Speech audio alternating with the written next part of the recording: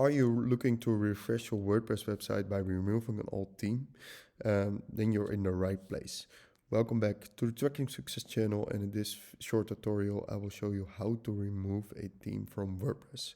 Removing a theme from WordPress site is a good practice for maintaining a clean and efficient website. It helps in reducing clutter and potentially improves your website performance, especially when you have multiple unused themes installed. Remember, you can only remove themes that are not active. If you want to remove your current theme, make sure to activate a different one first. So here's how you can do it. Log into your WordPress dashboard and navigate to Appearance and then to Themes. And here you will find the list of the themes that you have. Find the theme that you want to remove. In this case, I want to remove this one and just click on Delete. Confirm it, and the theme will be removed from your website. And that was it. This was a video on how to remove a theme from WordPress. If you find this video useful, please give a thumbs up below.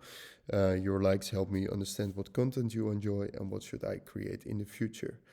Are you interested in more WordPress tips? Don't forget to subscribe to the channel. This was Tracking Success for now, and I'll see you in the next one.